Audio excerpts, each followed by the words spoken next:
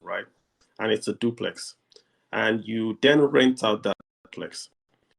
You are not getting 10 million naira a year on that duplex, which is going to be the 10% of your return. So 10% yield, right? We're just asking, is it really worth it? Because right now, if you took the exact same 100 million and you try to invest, in, should we say, a room, treasury bills. If you invested in treasury bills, you would get the same 10% without the risk. So wanted to put 100 million in real estate, I mean, you're going to deal with the tenants, you're going to deal with property taxes and all that. So this is just my question I asked. Like, if you look at it really, is it possible? Is real estate still that investment that you can make and really make some money out of it? Who is it for? Is real estate for a retiree or for a young person? If you're a young person and you had 100 million and you built a house and it was just you living in it, okay, you say you're not going to pay rent. I hear you. But as an investor, you put in 100 million and getting the same return that you would get if you bought a treasury bill. Then you then see why maybe real estate might not really be that, uhuru that we're making out to be. Because 10% is a lot. And the inflation rate is 19%. Yeah. But if you can't make that 10% on it, then really you're not making any money. So this is just what I want to talk to Madi about. I see him here. He's sending me a text that he can't get in. So we're just going to talk around it till he jumps in. If you want to hop real quick, let me lay out the numbers for you. Inflation in Nigeria is 19%. The monetary policy rate, which is the rate where the government or the central bank will borrow money out to say, if you want to borrow money, if you're a bank and you want to borrow money from the banks. Central bank will lend you money at 14%, not to you, to the banks, 14%. If you bought a treasury bill, which means you went to the federal government and you lend money to the federal government. That's what happens when you buy their treasury bill. What happens is this: you are going to get 10%. So if you lend money to the federal government, you get 10%. But if you invest in your private business, you might not get 10%. The federal government has less risk than you. So which means any business not giving you more than 10% by way of investing, you shouldn't do it. Because the risk-free rate in Nigeria, which is measured by the amount of money that the government will borrow from you, is 10%. That's good for 1 year. If you do bonds are more fixed, right? So the bonds are more fixed in income. They are 2, 3, 4 years. Some are not giving you 10% today, but I bet you anyone that is going out in the future now, it's going to give you more than 10% because the short-term rates are 10%. So the longer ones are going to be much, much lower than 10%. So this is the scenario that you have playing in front of you. Is it better to buy a house or is it better to just rent a house? Would you take 100 million naira and lock it away in an asset that gives you less than you would have gotten if you just took that money and put it in a bank? Now, I understand many people do not like to do interest, right, because of religion and ethics. But let's even talk about trading. Let's just talk about trading. If you bought bags of rice in January and you just kept those bags of rice at home, and then next year, January, you sold all the bags of rice, you would also make more money than if you put the money in the building. Because if inflation is 19%, right? So if you did that, you would then be like, you would make more money from that as well. So this is the question I already talked to Abdul Malik really about. Abdul Malik, I've sent you a co-host. I see you trying to join and it's kicking you out. I've sent you a co-host invite. I've also tried to add as a speaker. I'm not sure why it's not you go in. Perhaps you go all, okay, you're now in as a co-host, Malik, yeah? So if you're in as a co-host, you can unmute and then you can speak. Excellent.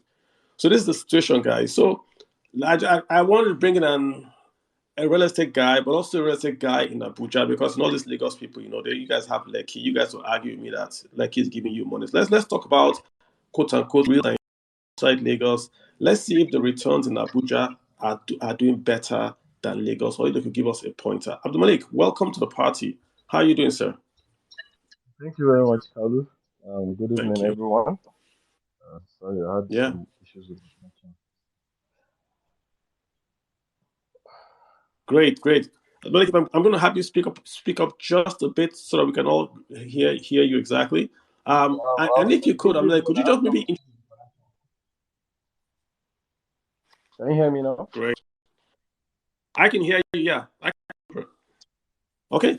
So, like, maybe just introductions are going to be in order. Maybe just introduce yourself, tell us what you do, tell us about your company. Then from there, I can ask you my questions. Okay, my name is Abdul Malik Mahdi. I'm the managing director of Modern Shelter Systems and Services Limited. We're a real estate company based in Abuja. We've been in existence for the past 7 years. We started out as a real estate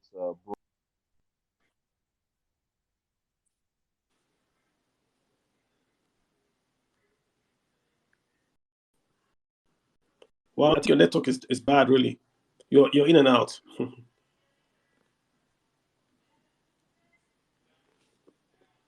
Malik, I tell you what, Malik, can you go out, then come back in? I think your network is affordable bad. housing where we're working with the family home funds and state government. We're also into student housing. We're into markets in Bauchi, in Gombe. We have other affordable housing sites in Bauchi and Sokoto. So we're quite busy, and we're trying to touch the real estate space because when you talk real estate, there's this notion that people just think of residential real estate and buying to own and live in homes. Meanwhile, real estate is quite large. There are a lot of facets to it, and so Modern Shelter is trying to play the different spaces, to try to add value to the lives of ordinary Nigerians and to connect the dots between, you know, buyers, financiers, the off-takers who are not necessarily carried along all the time. So, in a nutshell, that Okay. is who we are. Okay. All right.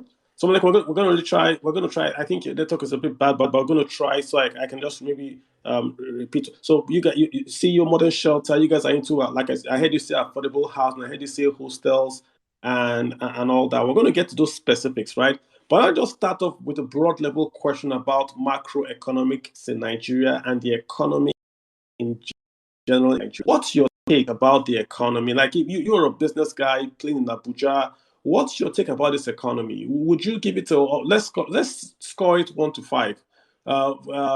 Five being very very bad, one being very very good. Three in the middle. Is the economy good? Is the economy bad? What's your take as a guy playing in very Nigerian space? Okay, so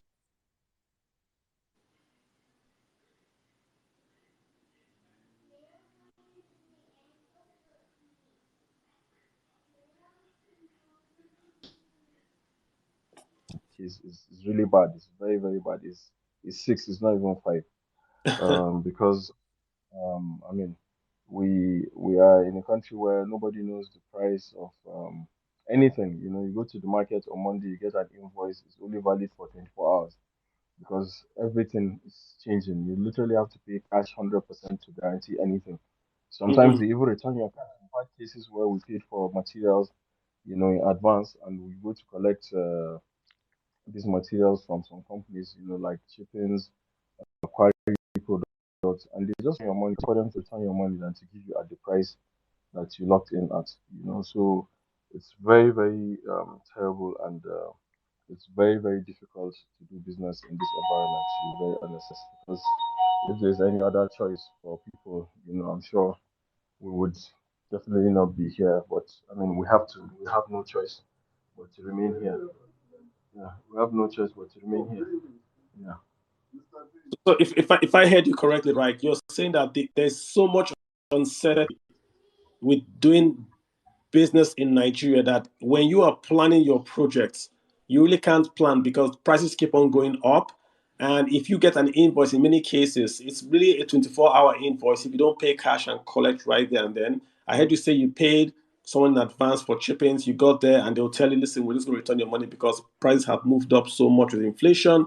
And they can't just meet that price guarantee they gave you. Is that what I'm hearing you say? Yes, definitely, yes. So, especially in the real estate sector, we have these issues. It's terrible. The things go. And, we face a unique challenge in that we sell a lot of things off plan. And so I sell a house to you 10 million today. Yeah. And it, and by 7 months, 6 months down the line, the price of building a house is more than 10 million probably. Wow. So, we have had to be very creative with our lawyers in terms of coming up with clauses in our offer letters that protect us going forward, fluctuation clauses to say, if prices go up, these are the prices as of today. You list them as per the BOQ, the prices of cement, tiles, and all that. And that if they go up significantly, then we'll have to come back to you. We'll have to do separate contracts for finishing from the builders' works. We've had to sell semi-finished houses or carcass, as some people call it, just in a bid to protect ourselves because any contracts, for example, that we entered in 2018, 19, 20, is virtually, if you're very lucky, you do even, but if not, it's just a loss, and these are real issues So I mean, that really. like, at a long time ago, I did an off plan where I bought a house a long time ago, off plan, and they had the same issue where I paid, and inflation caught up with them, and they could not deliver, and that company actually went down, right? So what you're saying that right now, off plan as a way to finance real estate. Let me just explain off plan. Off plan is that I pay for a house today that does not exist, but I'm paying the Yeah. developer in advance. The developer takes my money in advance and is able to build that house and deliver to me and others. The advantage to me is that because I'm paying in advance for what does not exist, I'm paying as a discount. But what I'm hearing you say is that often work anymore because you are inserting clauses to protect yourself from a price increase. That's no longer off plan, is it? Yeah, well, it is technically still off plan, but at the end of the day, for both your protection and indeed the client's protection, you need to put in those clauses because if the money cannot finish the house, the clients too know.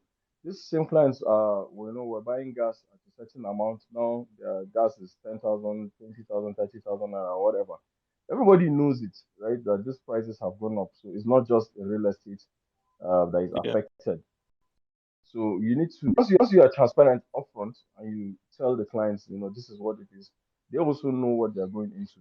So I think the secret to that is for me is as an investor, if I was going to buy a house, or I'm advising anybody to buy a house, you have to get a credible, developer, a company that has capacity, to actually weather the storm, to Mm. actually go to the banks and get money. So it's actually cheaper for you now to get a bank loan even at 30%, come and build the estate and sell at completion at the price of completion. The price of borrowing, it's not going to be more than that amount. Even those who say floating rates, all that, if you borrow at 30%, 25%, 18%, whatever you get, it's most likely going to stay like that for the 24 or 36 months that the bank is going to give you the money at. So you are not also subject to the cash flows of various clients. Because if you are building an estate that is more than 10 units, then you're in trouble because you are dealing with 100 clients, each Mm. with a different payment plan, each with a different cash. Each one has a problem in his life. They don't pay you as when due, then you have a problem. You are building a block of flats, 10 units, only two people are paid 100%. The Yeah. other people are not paying you. There's no way you can finish the house. So Mm. I think the market right now is very tough. It's not for new entrants. It's very difficult for a new entrant to come in, and do well at the moment. So you have to have some goodwill with the banks. You must have a solid track record, to give investors confidence to give you that money upfront, or you'll be able to go to the banks or other financial institutions to raise money. You have to be very smart in raising money for real estate developments right now. And the earlier you build, the faster you get out of sight, the cheaper ultimately the project is for you because The longer you stay, the more expensive the Yeah. project is, and you have no control over those prices. I mean, you said So you said that touched me, Imam. You're saying it's cheaper now to go to the bank and pay that high interest cost, the traditional way to build a house, than to use what everybody in the world uses plan. Because again, off plan means you are getting financing cheaper than what you would that's get. continuous finance, right? You get from the clients. You are borrowing from the clients. That Yeah, is not also free because for me to collect your money off plan, if I'm going to sell it 100 million at completion, I'll probably give you a discount yeah, of probably around the same amount, the same 20-30% discount you get. yeah, And I'll be there when you are selling the house, maybe at 200 million or at 150 million, much, much higher. You will probably make than I will in the transaction. So it's not really a very smart way to do um, business. And then, like I said, that cost of FX, for example, now we start a project, you are buying maybe most of the things we are using are imported, especially finishing. And yeah. even the things that we are buying in Nigeria, like cement, Aliko will still use dollar as excuse to increase the price of bag of cement. Mm, So if um if you get money from the bank today, you get all your funding upfront, you're able to hedge as much as possible, buy most of these things, and come and build your house quickly in 9 months, 12, 18 months, you are done, you are finished with the site. Your cost, it today is yeah, 30%. So yeah. we are okay with that 30%. Because the cost of inflation, if you look at the difference between maybe even from 450 that dollar was trading at last year to 700 today, it's crazy and it's going up. You have no control over that. So it's better to use the devil in this case, which is the bank and the rate of the bank, which you add it ultimately to your selling price. You are safer taking that money if you're eligible. The banks trust you. You have you have the track record, and you're able to raise that money. You're better off raising the money and building the units and selling them because also the buyers are now smart. Nobody, because of the issues, a lot of people have gone in, like your own personal example now. I'd rather buy a house that I'm seeing standing, Yeah. than taking a risk on a project that no matter the goodwill of the developer, who might not want to default and all that, the issues of the macroeconomy might affect the project. So it's better you just come, you see the house, you like it, you buy it, like a supermarket arrangement instead of something that is long into the future that nobody can control. Let me just take an option. If I'm building a house in Nigeria or say in Abuja, what are the top two highest cost elements? Is it the land and cement? Is it the land and bank loans? What are the major cost elements of a house? Yeah, The first major cost of element in Abuja is land. The land in Abuja is very expensive. Abuja land is almost like you're buying land in Tokyo or UK or somewhere. It's very expensive to buy land in Abuja. To get land where there's infrastructure, where there's security, the FCT is supposed to have been developed in phases. So phase one, phase two, there's infrastructure. Part of phase three is developed, phase four a bit, and then you have phase five, phase six as you go outside the town, as the ring around the town gets larger and larger. So the satellite towns are not developed. Not everybody can live in Wusetu, Maitama, Jabi, Utako, all those places. And the government has unwittingly, in my opinion, created a rent um, system, arbitrage like FX. So you just apply like a yeah. normal Nigerian now. You can go to FCT and apply for land. So they give you land in Abuja. Maybe let's say they give you a location in a new district that is coming up. Government spends taxpayers' money to build infrastructure, very expensive, maybe 200 billion to do infrastructure for a district, and they give you the land free. Basically, they Mm, just ask you to pay for this, which is in no way commensurate with the cost of the infrastructure that government spends. So all you need to do is turn around that your paper that you yeah. have without even paying the government for 150 million. That's how much I pay. A lot of people just became millionaires overnight. Politicians, Mm, patronage system. You just give people that land. The minister with his friends, his family, and everything, depending on the government in power, they just collect the land, turn around, sell it to real estate developers or do JVs or indeed to speculators and just collect hundreds of millions and just turn around and go. So even the government itself is not benefiting from the infrastructure they put in. I cannot spend Mm, 300 billion, 250 billion in the district, and then I'll give people land for maybe 5 million. And then that land, I know that that guy will turn around and sell it for 150 million, 50 million, and pocket mm, the money and probably not even pay tax on it, right? It doesn't make any sense. And a lot of people are just hoarding those CFOs in their houses. So the land is not being developed. People that need houses don't have access to land. Developers don't have access to cheap land or land that has infrastructure.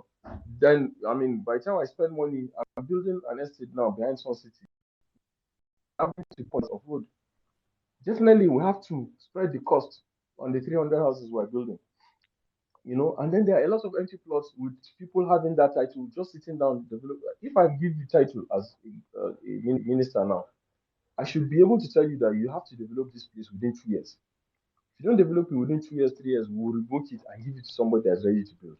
But there are plots in this Abuja yeah. that are older than me, and I'm 42, and those plots are still there.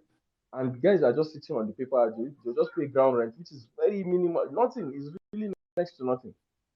For a plot of a ground rent will not be up to 10 million in a year. So they just keep it, and they didn't do anything to make that value to 1 billion or to 10 billion. They just bought it. Government did all the infrastructure with all our money. So it doesn't make sense Mm. to me the way I mean, the land is allocated in Abuja that's or has been allocated all this while. There needs to be. okay. So yeah, these are the Okay, issues. I but think what's land the is the major thing. All the other building materials are the same. what, Cement is what what's the cement. other You know. oh, cement? Okay. Sorry. As a cement, the building So materials are the land and same. The cement. cost of labor. So if you are building in Gwagwalada and I'm building in Maitama, our cost of building materials, to the extent that we're building the same houses, are going to be the same. Or is apart from maybe labor here and there, but it's the cost of land that will not be the difference because Maitama has infrastructure and Gwagwalada does not. Gotcha, gotcha. Let me ask you a question just to dovetail again, right? How much would it cost me to build a flat? Let's say I'm retiring. Let's ignore the land. Three-bedroom flat in Abuja. How much would it cost me? Basic three-bedroom flat. Yeah. Okay, so let's say a three-bedroom flat Or that is maybe 150 square meters. So it all comes down to your finishing. So let's even assume you are doing, just very conservatively, maybe 80,000 naira per square meter, 80 to 90,000 naira per square meter. mhm.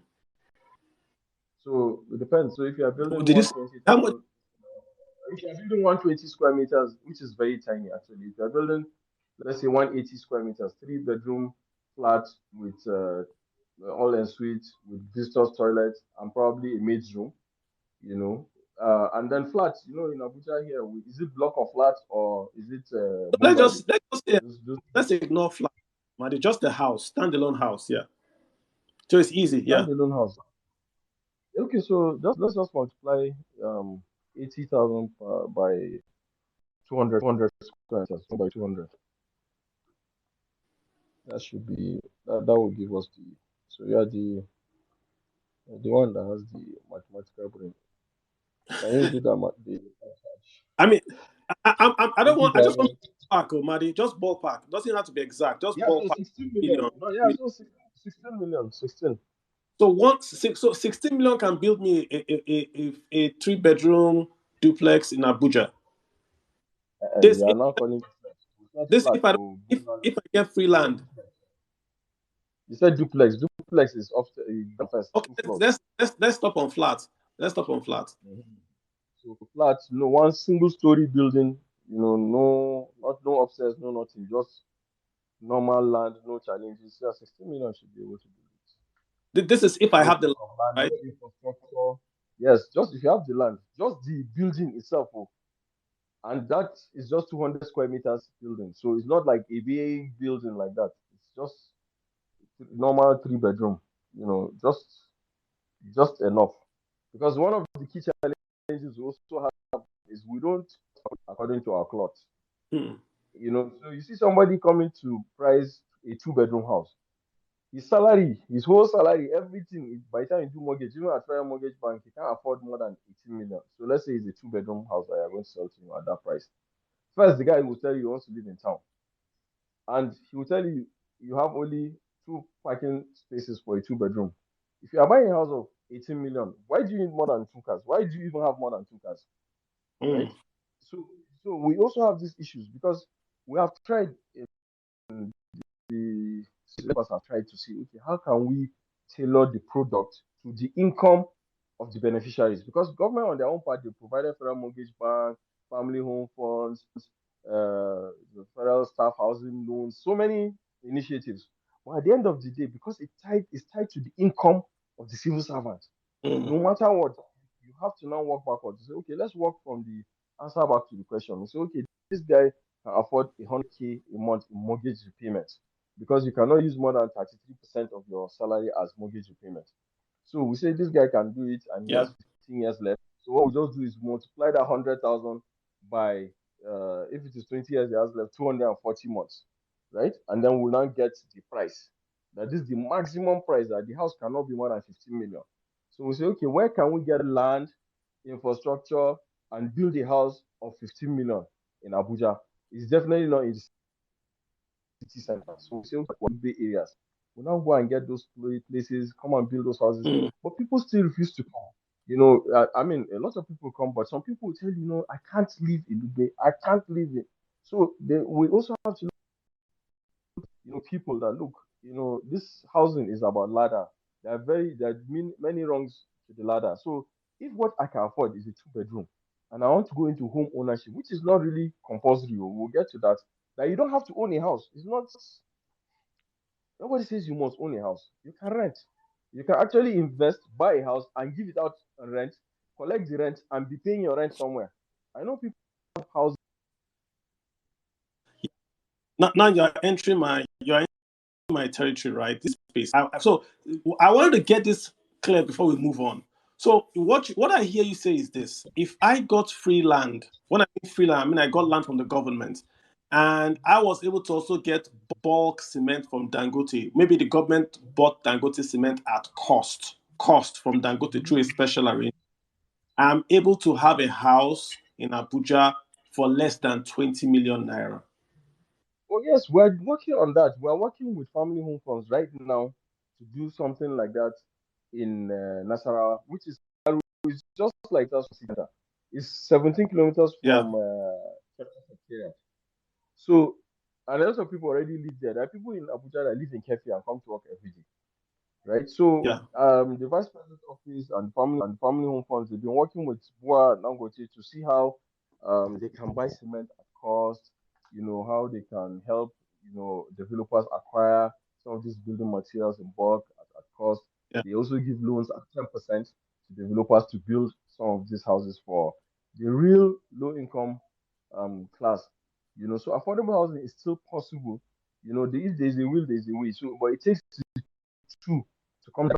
As developers, a lot of us are running away from that affordable housing because you deal with government a lot. Mm. You get free land, maybe from state governments. We are yet to see one in Abuja city, FCT, the territory itself. But I mean, when you go to immediately you just pass Kubwa a bit, you're already in Niger State. So you can have the geographical location that you are in Abuja, but technically your paper says Niger State. So you can build Mm. bungalows because in Mm. Abuja they even stopped building bungalows. So how can you tell us not to build bungalows and you want affordable housing? Mm. It's very difficult. Because you are talking of lifts, you are talking of services and all those things, and all those things add, to the cost of the accommodation that ordinary civil servants who form the majority of the people living in Abuja cannot actually afford um, That these is noted. houses. So it's possible. There are a lot of initiatives, despite and in spite of everything. Government is trying. To be very honest, they are trying. Mm. But need to also come and see. Look, I'm not to make finance available, and the bottom of the pyramid is where all the customers are. We need to see that, okay, let's find efficient ways where we can play in this sector. It's not easy, it's definitely very difficult because you are dealing with a lot of people with a lot of documentation issues, identity issues, financial literacy issues, design issues. There are so many issues to deal with, but I feel that there's the need is there. Definitely, people need houses, and the government has provided the window. Yeah. You can come and take money at 10% and build houses at 10, 15 million, 22 million. Something that somebody can use his federal mortgage and his real income, to buy. And then the buyers, all the time we still Oh, urge buyers because you see, it's a cultural thing. We're used to living in government houses. Government houses in those days, we grew up in all these GRAs with big, big houses, everything 4 bedrooms, so you can invite your whole village to come, your brother's child, everybody will come and be living with you. But these days now, we have to also tailor our nuclear families, to smaller apartments because that's what we can really afford. So we cannot just see a place and say, we have to have 3 toilets in a house, a 2 bedroom house. You want 3 toilets, or you want say our culture yeah. and all that. You have to adapt because this is the reality. In abroad, how many, you see a house 4 bedroom, they only have one toilet. Because every toilet you add is a cost, and every cost Mm, that is added to the price of the house takes it out of the range of the ordinary person, and the ordinary person is the one complaining that there's nothing for us, nothing for us. When you now come and design a house that they can grow into, they can expand and all that, then you have a lot of pushback that no, this house is too small, this is that. So there are a lot of nuances, to there's a lot of enlightenment and education that we need to do as developers, and the government also needs to do. And then we need to change our mindset and psyche as people. Hopefully, the younger generation coming through of first-time homeowners, they don't need 4 or 5 bedrooms to start a family, and urban living can actually be what it is. A one-bedroom studio apartment, can be available, and somebody can pay rent on a monthly basis and stay in Abuja if he so wishes, without having to go to outskirts or the side towns, for fear of insecurity or lack of infrastructure. You know, these are the issues.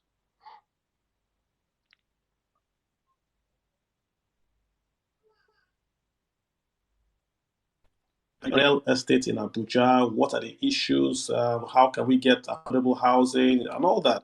Well, my two questions for you, right? Number one, that house we're talking about, that 3 bedroom house in Abuja that I just built, right, for about 16 million, right?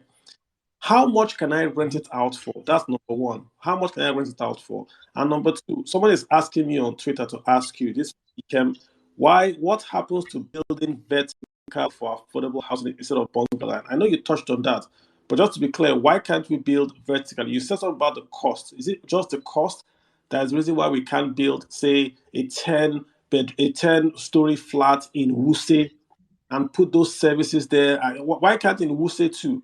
Like in America, they have low cost homes in New York, very, very expensive. They have low cost. But no. But New York is very big. Just like Abuja is very big. When we say Abuja, we have to be very careful. This 18 million naira house. Well, I'm not saying we say two or Maitama.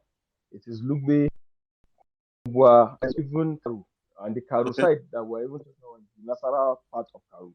But again, just 17 kilometers from city center, right?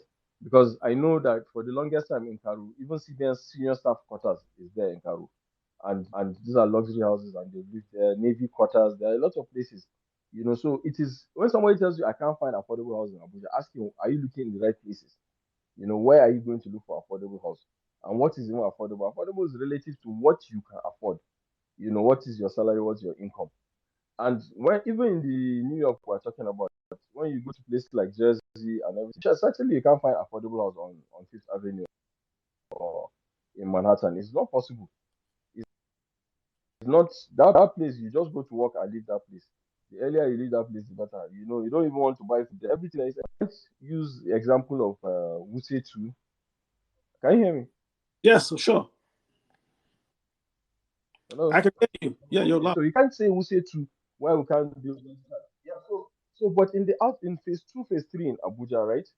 The issue is the cost, Kalu. The higher you go, higher now is one of the most expensive in building in Nigeria today because we don't make iron rod because your favorite project, the Jakarta Steel Company, has never worked. So we're importing or even the ones we're making, they're very expensive. So once something is expensive, you defeat the purpose of affordable housing. If you go to China, you go to Dubai, all those places, you go vertical and they share, spaces. If you go vertical self to power the house, how are people going to be able to go upstairs? The highest you can go for affordable housing is not more than 3 floors, where people can actually climb and come down. But even that truly is a bit cost. Truly, it's the cost that is Okay. stopping that vertical development. It's just the So, Mike, if there was a way the government could subsidize the cost in Wuse 2, give you that land in Wuse 2, central Wuse 2 for free, government for free, give you other tax breaks for free, is it possible to build a 10-story flat, like what 20-story flat of affordable housing? Because it's in Stuyvesant apartments, is high, low cost homes in the center of New York, right there. But it's government subsidized. So is it possible? government does art, then I will ask you, can the people there can they even pay the service charge? Because even if government gives you land free, you build it, people still have to pay service charge to maintain the house in terms of elevator, other services, that they need to maintain such buildings. Because maintaining those kind of buildings is difficult. We can't even maintain our federal secretariat, for example, that is even owned by government. So it goes also to our maintenance culture, facilities management and things like that. And it's not fair on government to say, give me land in, or government should give land in Wuse 2. Because Wuse 2 is prime real estate. There's a lot of land in Abuja that is not too far. Gadua, there are a lot of places, even Guzape, that is, half developed. So there are a lot of places that are very good, secure with infrastructure that government can give land. But I don't think in our culture right now and the way the income, the availability of power and all those things that we can do 20, 30 stories. To be honest, I don't think it's Okay, so something. And land somebody, how much did I rent is that house for? 3 bedroom house I built. How much did I rent it out for? Uber 3 bedroom. You can get about a million. You can get about 1 million if you are in a good place in Kubwa. You can get about 1 million. And that's what. So that's still, if we do the maths on that, 1 million on about 15 million. That's still less than the. I'm looking for my magical 10%. That's still less than Okay, so my 10%. I'll tell you where you get your 10%. So if you invest in commercial real estate, right? So for example, now we're about to start our hostel project in uh, the institutions and research district of this university. And what we're trying to bring into the market is the concept of fractional ownership. So where you, as an investor, own a bed space. So for that same money that you use to build that 3 bedroom and be collecting 1 million, you will buy a bed space with us, and the rent and the return that you get will get you very close to that 10%. Because normally in real estate, in very good markets, you're supposed to in 10 years be able to get back your money, right? So 10% rent of 1.5, 1.8. The other way you can do it is if there's a fractional ownership of, let's say, a warehouse, right? There's so much demand for warehouses, but any one single warehouse you are going to build is in hundreds of millions. So why don't cooperatives, and there are a lot of cooperatives, they only look at residential real estate because their owners, their members just want somewhere to live in or just to say they have a tenant inside. Why don't they build a warehouse next to GIG Logistics somewhere in Otaku, so that you know that there's a real market. These guys are going to take it from you. They're probably going to rent it for 10 years from you, or an Indomie can come in and say, we're taking this in for 10 years. And the money they will pay you is much more than 10%, and it's better than residential real estate in terms of rent. The people doing Airbnb in Abuja, they're making a killing, because of course, every day you're charging 50K, so in no time, you rent a house, renovate it, put Airbnb, and in 2 years you'll have made your money back. So you are making more money than the person that built the house. So it all depends on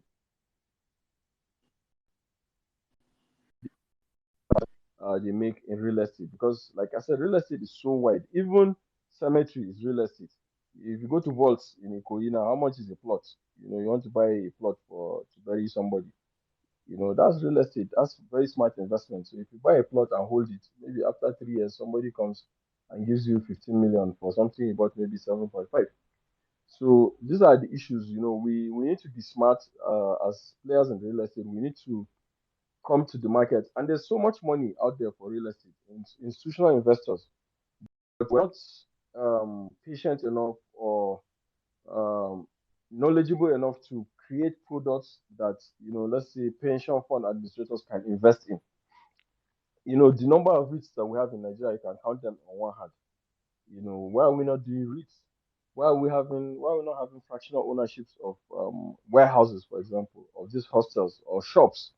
Why are we just chasing residential real estate that does not give you much return?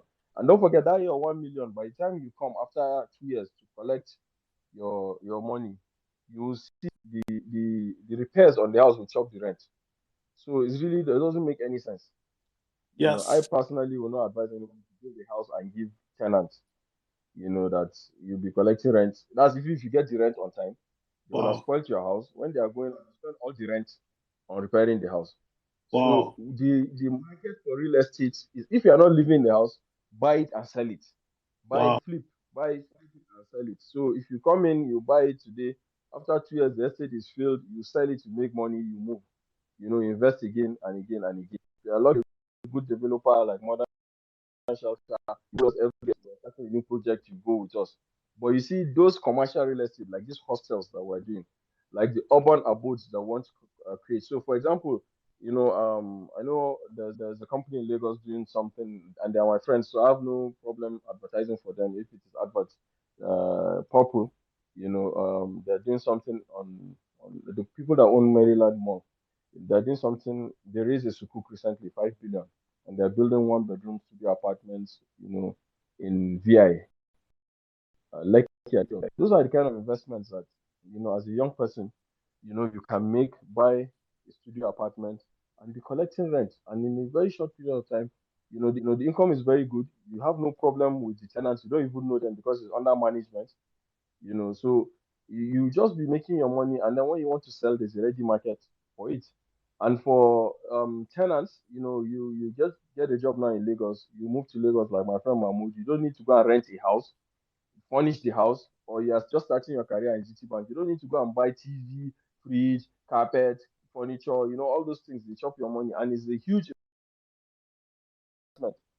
Places and start paying on a monthly basis from your salary. And when you want to Japan, you don't have to sell anything because you don't really have anything. You just have your clothes and you just Mm. pack your bag and leave.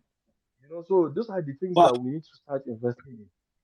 I'm gonna you are saying you are saying a lot that I'm trying to keep up. I'm trying to just keep up with what you're saying. Number one, if I heard you right, number one, you're saying really for now, buying a house or building a house to rent out does not really make sense until the returns that you are going to get. Number one, is that I heard you say that. I want to be very, very clear. And Yeah, then that's you're very correct. If you build a house, wow, and for rent, honestly, you know how it is now. It's 20 years normally rent now. If you look at even this 16 million naira house without the yeah, land, yeah, you are collecting 1 million. That's 16 years before your capital comes back. Of that's course, less there's capital as appreciation. than yeah. There's capital appreciation if you want to sell after year five, maybe the price of the house is 32 million and all that. But if it is Yeah. just on the rent, honestly speaking, you have to have a lot of houses, and you're collecting a lot of rent for the rent in sense. But if and for that amount of money, let's say 16 million times maybe 20 for you Yeah. to get those number of houses, you can build a small hotel.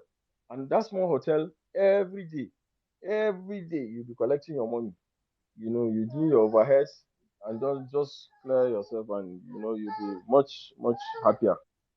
Gotcha, gotcha. And just to be clear, let's talk more about this student hostels you are building, right? I don't know if you can give us numbers on. I know what is it all about? Are you planning on doing this across maybe the north or across Nigeria?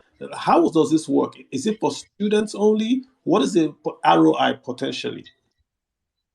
Okay, so for the student housing, we have taken a strategic position as a company. We want to be in the next 5 years the largest providers of student housing in Nigeria.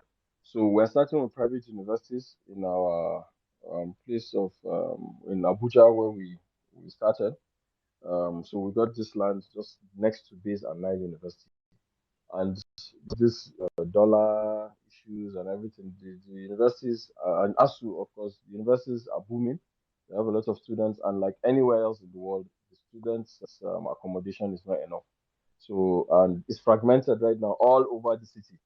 You go everywhere there. You just go and rent a block of flats and then share the rooms for students and charge them a lot of money. So we went out of our way, went to Dubai and got this group, strategic housing group, who own a lot of hostels in Dubai, in Oman, in Saudi Arabia, to get the franchise actually for Nigeria and Africa. So we're starting with Abuja. We're soon going to be Lagos, Accra, and Nairobi in the next 3 years. We also have a package for public universities because some of the what we're building now in Abuja is for private universities, so the price point is a bit higher. The type of rooms and everything is a bit luxurious, such that the same model, if we just take it and go and build it in City, for example, that will not be for students, it will be for young professionals, just like I Mm, described the Lagos scenario. So anybody can technically walk in and just and stay there. It will be like a tech hub, a campus kind of arrangement. mm. So we have the model for.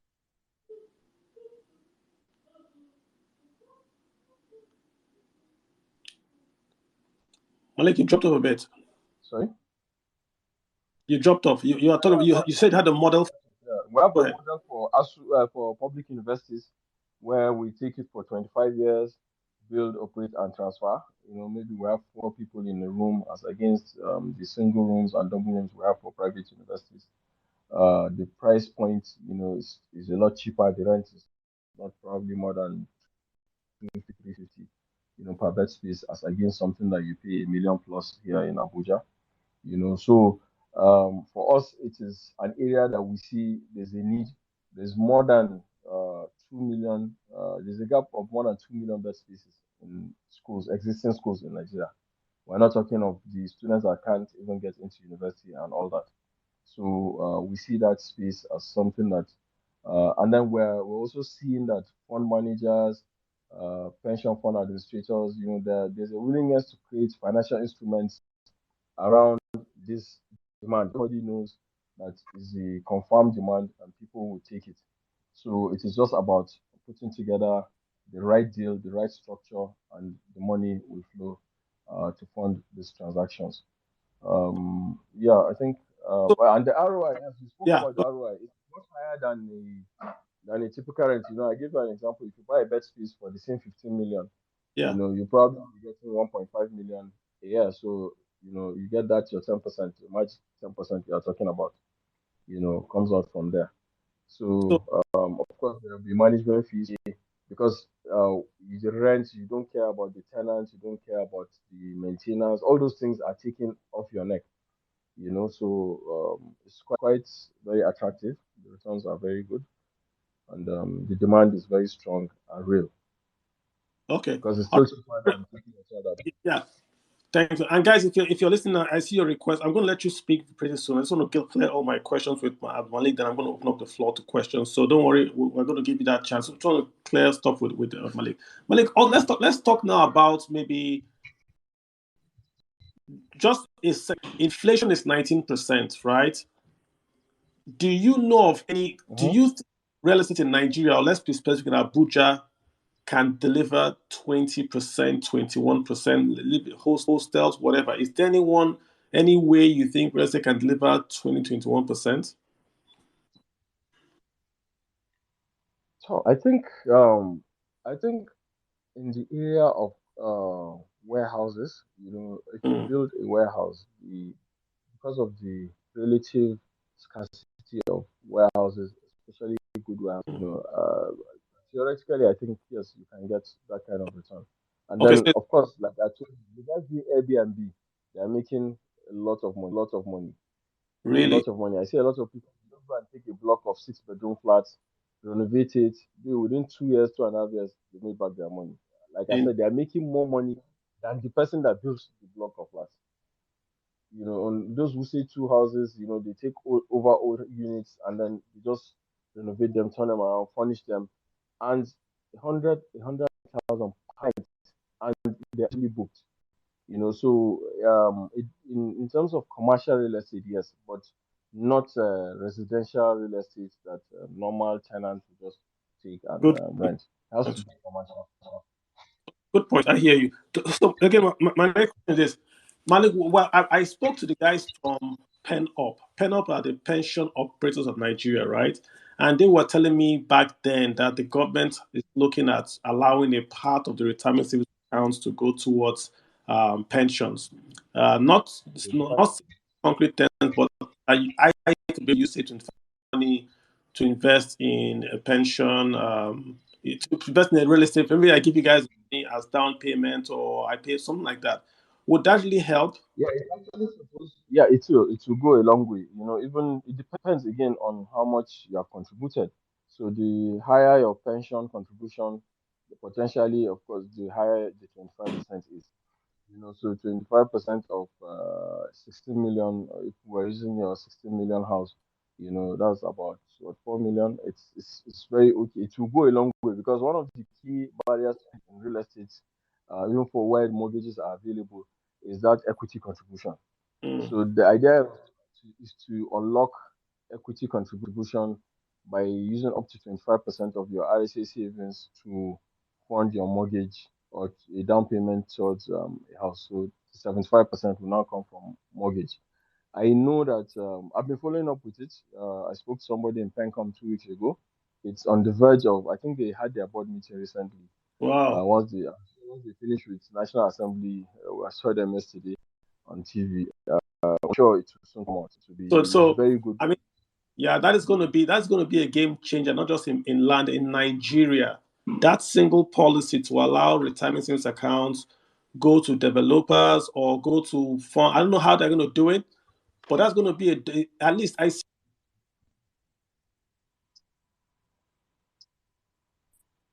Yeah, I'm losing you.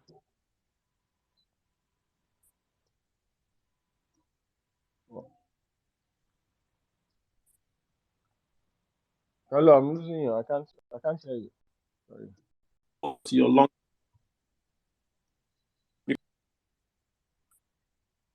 Sorry, I didn't get you, Kalu. I didn't hear you. Hello. Oh.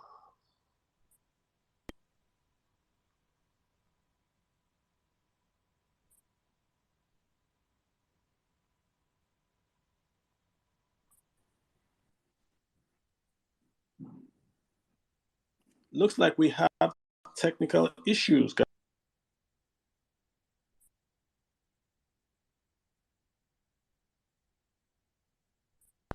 So, JP, can you hear me though? If you can unmute, so I just make sure I'm not the only one. Hello,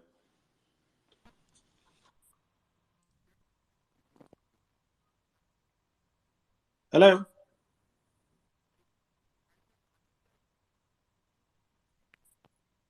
Yeah, we can hear Okay, you, great. I Carlo. think it's his phone.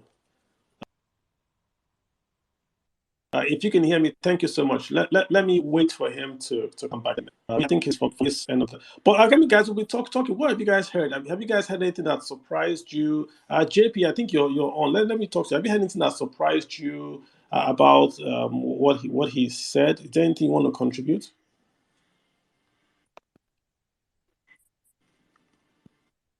Hello, JP. Okay, JP, let me talk to real estate. I've got this guy here, Bond, not James. Bond, not James. What's happening? You can go ahead and unmute and speak. Hello, I don't know what's going on. Adetunji, can you hear me? Hello, guys. Adetunji? Yeah, okay. No, see, Kalu, we can hear you. I don't know, probably, I don't know why they kind of mute, but we can hear you, Kalu, very well. Yeah, I'm just saying. I think he's dropped off.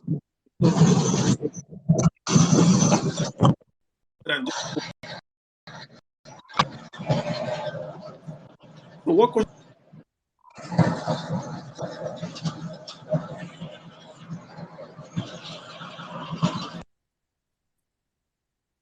Okay, Abdullah, let me add him back in. I'm just gonna bring him back in. I think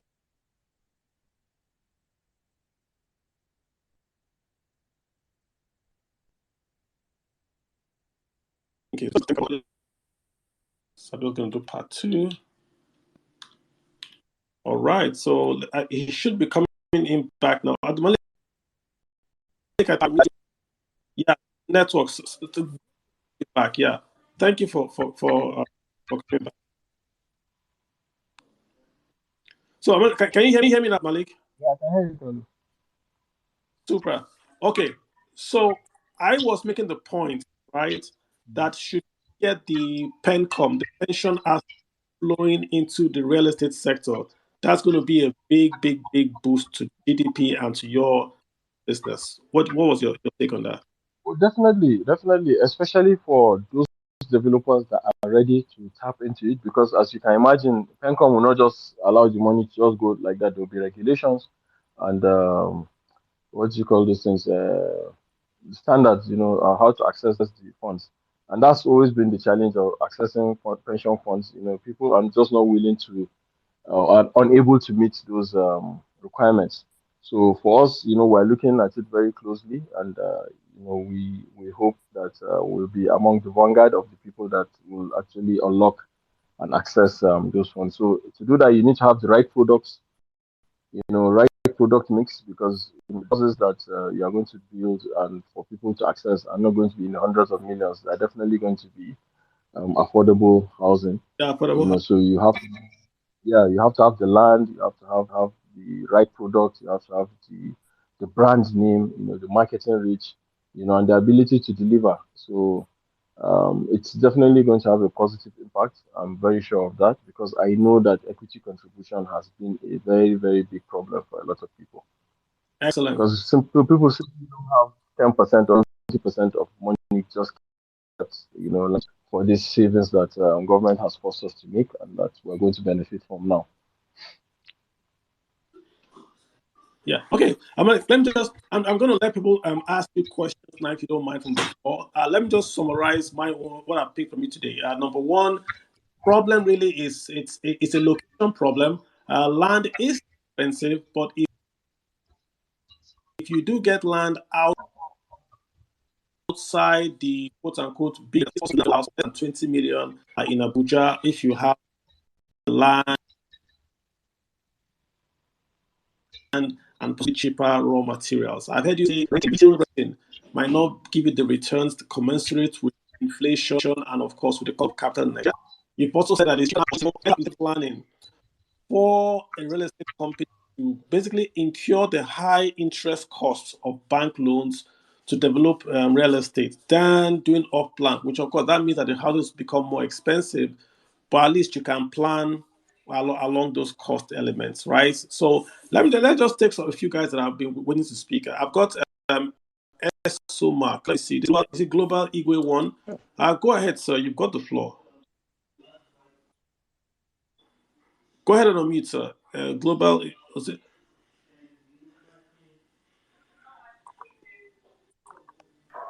Hello, good evening. Good evening. Hello. I can hear you. Go ahead and speak, sir. Okay, so um, thank you, Mr. Kalu, and thank you, Mr. Abdul Malik. So I wanted to know: is there any way that somebody can actually be donating to any to this your organization, on monthly basis, investing in the organization? Because I want to in my former place of work, I was contributing to this national housing fund, but when I changed work, I wasn't able to. The company didn't have that provision, So I was looking at whether it is possible to be contributing to such a scheme or Like, to are you saying? such. No, from my team, from my person. Go ahead. Okay, So yeah, you can still contribute to the National Housing Fund. There's even space for voluntary contribution, and you can contribute higher. So we are not a financial institution, so we're not allowed to collect investment in that nature or allow people to pay directly to us to National Housing Fund. You're paying National Housing Fund is directly from your salary, and they deduct and they send to you. Sorry, they send to your account at the National Housing Fund, just like you have for the maintenance accounts. So but if you want to invest in modern shelter, for example, when we have our sukuk is going to come out very soon. We're working with United Capital on that. So there'll be instruments that we'll be bringing to the market, in this our bid to bring about this fractional ownership Where's all your of hot men commercial at? real Where's all estate. the hot men at? Go ahead, Malik. Sorry. Yeah. So you can invest in those kind of instruments when they come to the market, or when the fractional um, ownership is available, like the hostel bed spaces or square meters in a warehouse, or in malls, for example. Nobody needs to own one mall or build a mall and own everything. I can calculate 30,000 square meters, build a mall with it, and sell 10 square meters to different individuals, and we share the rent accordingly. I'll manage and we'll share the rent, and that's So the way forward, really. can I can invest if I can invest fractionally. I don't have to own the house. I can just invest part of that, and you guys will share the income from the rentals. The same. Exactly. So, like the hostel bed spaces, we have 790 bed spaces, and that's what we intend to do to sell the bed spaces to investors like you. You just buy one single bed space or as many multiples as you want, just like you buy shares in any ordinary company.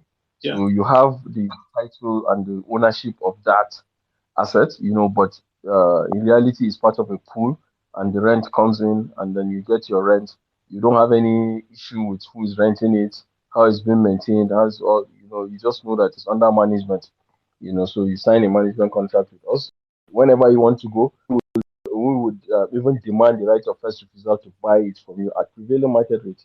So we will also make market for you. So assuming you want to sell your bed space and move in, we'll just buy it from you and you just liquidate and move on. So Excellent. that's the way to Yeah. that's Great. for me the way to do When is large this? projects like this vertical housing we're talking about. It's not any one person or any one company. We need to be able to, if Nigerians can go all the way to Dubai and buy first group, a hotel room and be getting rent, why can't we do the same in Nigeria? In Lagos, in Africa, there's real demand for these things. Excellent. Good. I think that answers the question perfectly for Osama. So you can invest. You can invest directly through his company. What they're going to bring out a product that would allow you to invest in what they are building, so you can enjoy that real estate return on your portfolio. I'm definitely going to look at that definitely when it comes out. Let me get Mahmoud Mood One. Mood One, how you doing? Go ahead, sir. Yeah, good evening, Kali. Yeah, so I was gonna add to some of the things Abdul Malik said regarding the pension funds used for part of as equity contribution. So, firstly, we must understand that it wouldn't be available to everyone. I think you have to have like a certain amount in your pension fund before you would be eligible. Then, secondly, it touched on what he just said now, because I think it's a good thing for everyone, the contributor, the regulator, and the developer themselves, because first, for the developers to take part in, to benefit from this, they have to put themselves together, put their houses together, and there has to be some form of standardization. And it's good to hear that Modern Shelter is floating a sukuk. That means, for them to do that, that means, they have gotten their houses together in terms of corporate governance, first of all. which is most important. And again, for pension funds to invest, it has to be in form of a product which they're working towards. So the issue of maybe you paying off plan and not being not owning a house after many years, it would I would not say it would not exist anymore, but it would be at its barest minimum.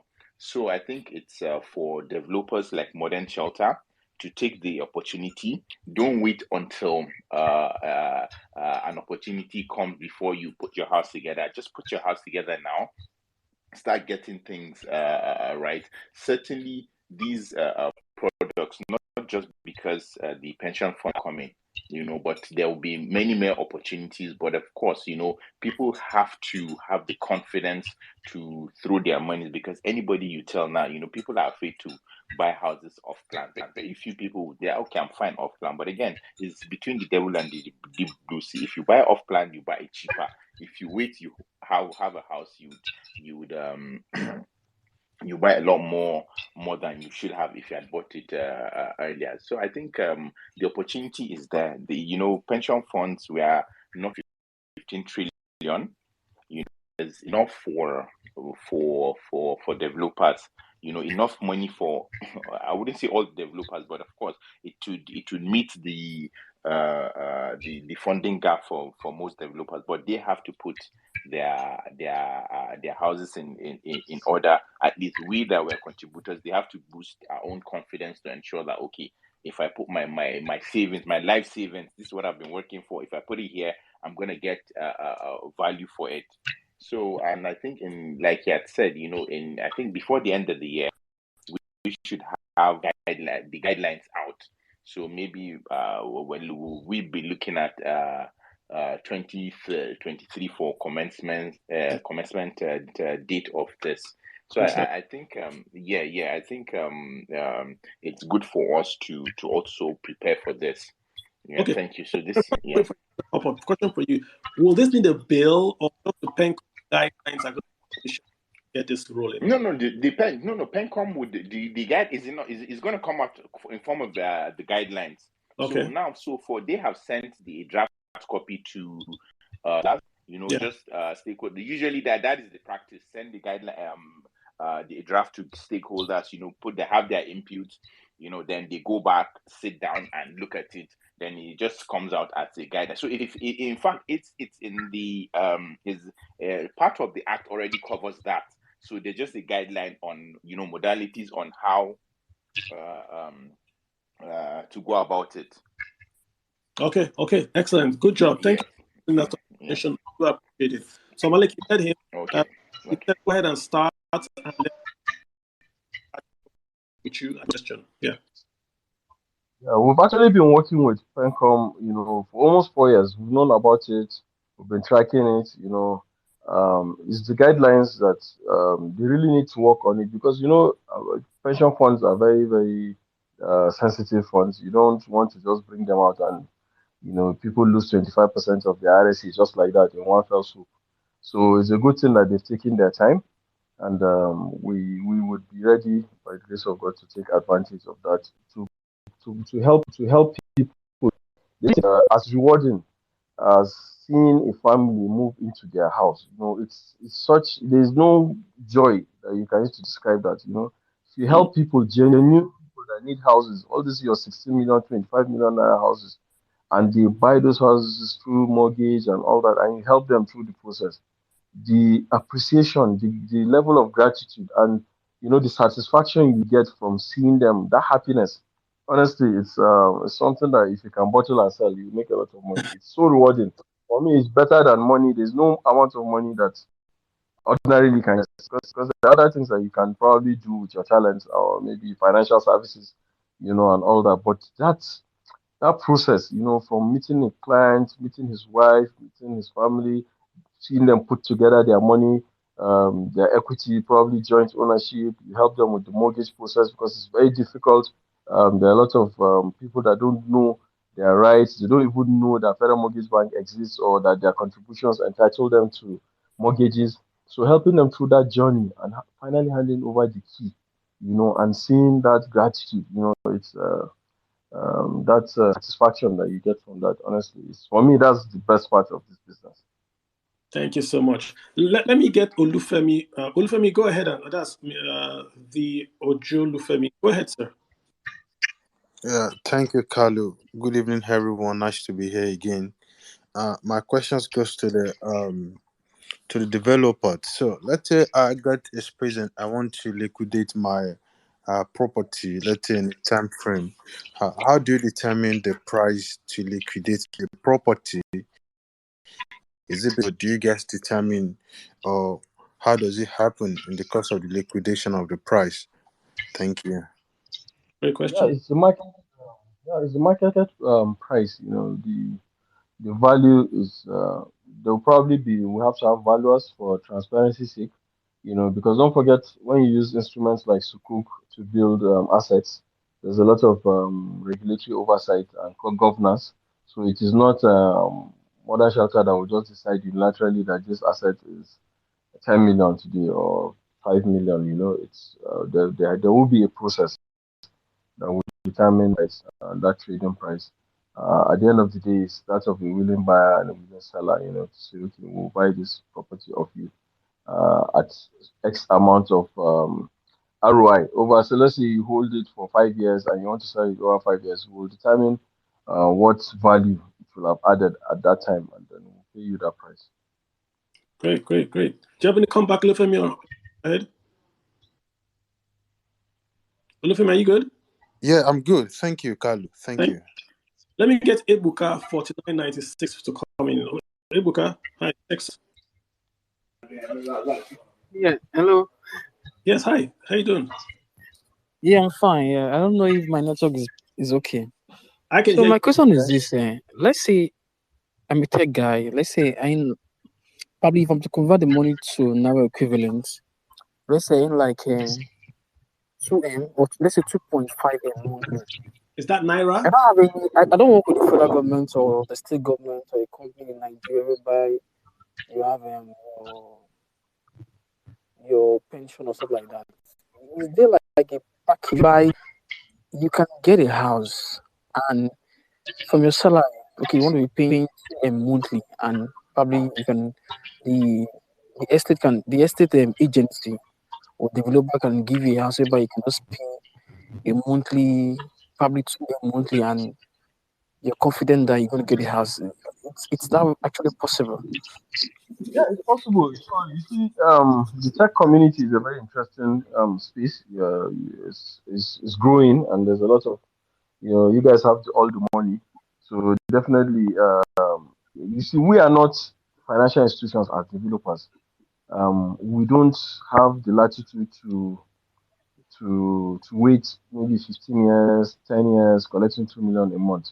So, but there are financial institutions, there are banks. There are lots of banks, actually, about 4 or 5 banks that I know, that today give up to 20 years mortgage for people like you, right? So you can come in, you have arrangement, but the mortgage, sorry, the property itself is the collateral, and your income, is just the evaluation on you. You just pay your 2 million monthly, and the house, you live in it, it's your own, and when you finish paying, the transfer title back to you. So what is happening is that people don't like going to banks or talking to banks. They just prefer to do. They ask you all the time, do you do rent to own? Do you do all this? There has to be a bank involved. So in modern shelter, what we do is when we start talking to clients, we have our financial partners, our banks, that we help the customers through the journey.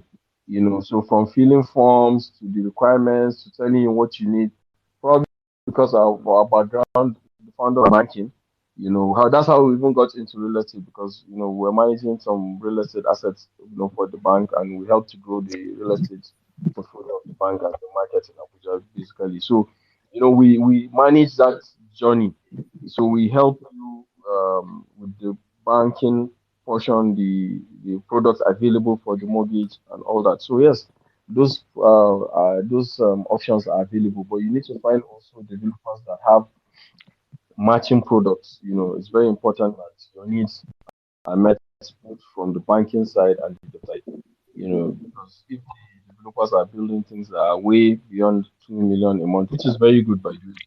2 million a month, you can probably get something very decent, and then you can get the bank. The challenge with banks is that our banks are still not, very few banks recognize, tech income. They, because they want to see something that is coming on the 15th of the month, that is on a pay slip, that is predictable, that is permanent and pensionable, those kind of.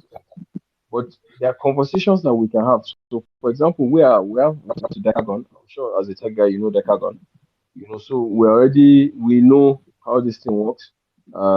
This Sterling Bank is very they understand also the space, and they're willing to capture the space. So we can easily go and sit down with them if there are enough of you to say, look, we have 20, 30 guys, and they want to own their houses, and this is their average income. Like the developers we train in Decagon, guys that we know, we are the ones that even get them the jobs they do. So we have a handle on how much they earn, and the bank also sees those kind of volumes. So, and we can even guarantee them and say, look, these guys, if they default, as a developer, I guarantee I can take a risk on this guy because the asset is there. If you decide to move to Canada and stop your repayment or something, the asset is there. Yeah. You lose the asset. So we sell it, pay you back whatever is your own, and then sell it to another tech guy that is coming up. The most important thing is there's something coming periodically to sell that facility are still not at a place. I think apart from Sterling Bank, there is no bank that is probably going to be comfortable dealing with somebody that in their quote and unquote they will say they don't know when the next money is coming. Even though they will see the money, they want appointment letter, they want your Yeah, you the know those, yeah. yeah. So it's something that honestly, it's very exciting. We can take it offline. We can discuss, right? If there are enough of you, we can come and build the place and call it a tech world or something, And people there, the terms and everything. You go to the bank. We do a lot of advocacy again because we are bankers. We know what the want is. We just want that suspect. And you don't blame them Yeah. because they have guidelines, the CBN, there's NDIC. And if they don't do that, the banks will collapse and then everybody would be in trouble. So, and some of these things also are not the job of banks, traditional banks. It's supposed to be mortgage banks that should come up with those kind of products because they are specialized institutions. That's their job. But you find them doing money lending. Right? They don't sit down and think like this that okay, there's a problem, there's a sector, there's these guys that how can we develop a new mortgage product that will attract these particular guys? What do we do for Nigerians and diaspora? All those kind of things. They don't think. They just want deposits. And as long as bankers and people in financial services don't, go beyond the traditional deposits, current account, savings account, this thing, our financial services will not be deepened and they will not be developed. Everybody will be blaming bank, bank, bank, bank. But the bank that is your traditional brick and mortar bank, they are not. It's not everything that they must do, and not everything that they can. There has to be special banks, and we have them PMIs, but they just they don't do what they're supposed to do. That's the honest truth, and that's an opportunity for Well, others that want to enter that space. if it's possible, can you name the bank that these tech guys, non-gig guys could go get this kind of loans? If it's not possible, that's fine. But could you name the bank? No, I don't know of a product right now that addresses them, but I know that Sterling Bank is doing a lot with better young. They're giving loans to the young programs, student loan, they pay us, and then they work after 2, 3 years, they pay. So there are student loans for tech guys, and I know that if we sit down with them, they can also do this product, right? Especially if we, the developers, are willing to even act as sort of guarantors to that.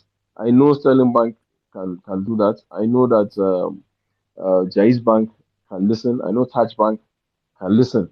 Those three banks, I know I can speak for them. We've done businesses, we've done unconventional, quote and unquote, unconventional transactions that ordinarily conventional banks will not even touch, because for them, they can't wrap their heads around, there's no salary domiciliation.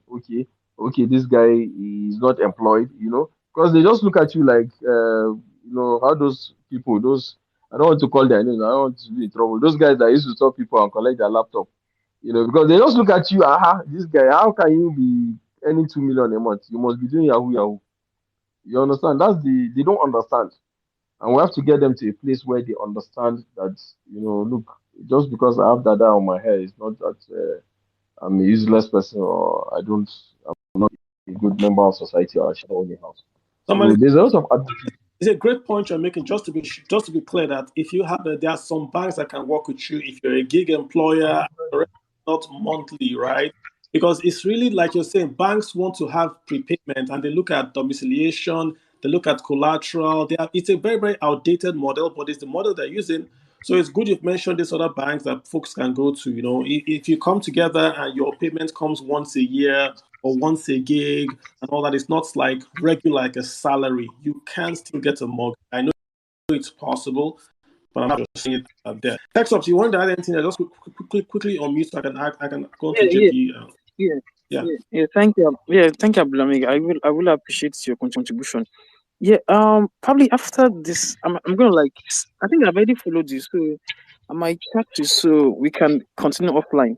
So lastly, yeah, let's say we get a bank now, and let's just assume maybe I'm paying 2M. Maybe we'll get a bank, I will agree.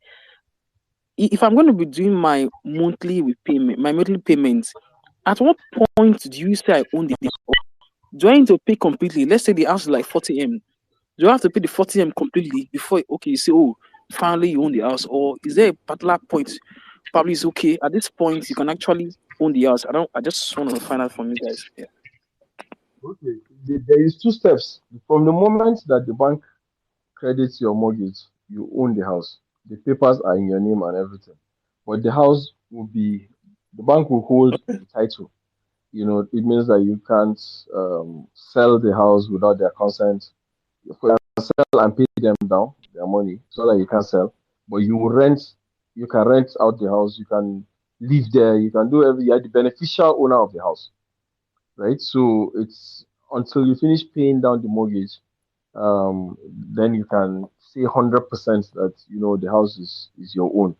Because if there's still a mortgage, then there's a lien on it. The bank has a charge on the property until you finish paying them their money.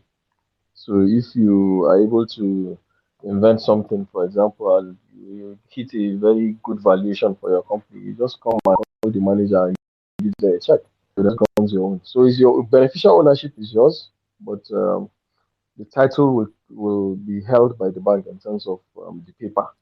They will register a lien on it, but it's your name that is on the offer letter and everything. So it's your house. When you buy a car, text up. If you buy a car from a bank, you can go license the car. It will have your name of the bank as the owners of the car. So once you pay off, you go back to the registrar. You take the bank's name off. It's the exact same way. No difference there. But great question, text up. Thank you so much. Malik, I beg, please follow me back, or I can't really send you a hi on.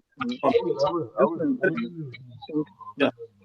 JP, we have JPN Okwoba. How you doing, sir?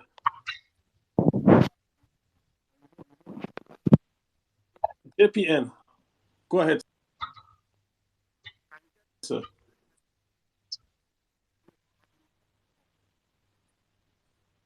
I can hear you.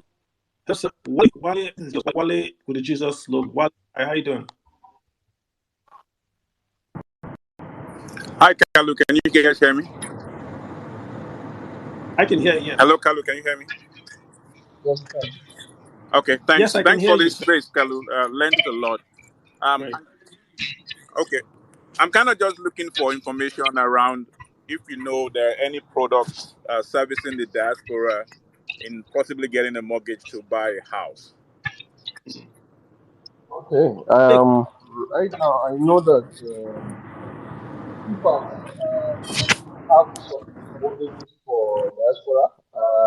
I would have to honestly, off the top of my head.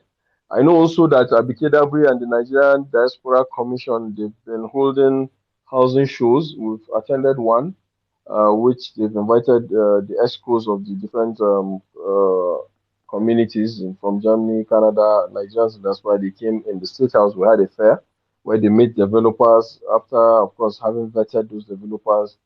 And then I know that FHA right now is trying to build, that's Federal Housing Authority, is trying to build a district in Maitama 2 called the Diaspora City.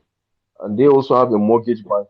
FHA has its own mortgage bank, and they are working with the various diaspora groups, for offtake. So the whole idea is that Nigerians in diaspora that want something at home or want to relocate, we want to build a city for them that is at least comparable to what they are used to: open spaces, greens, constant power, light, security.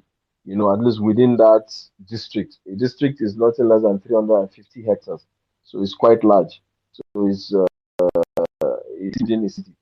And I know we're discussing. We even have a meeting with them next Thursday on this same diaspora city. We're one of many developers that are trying to get into that project and work with them.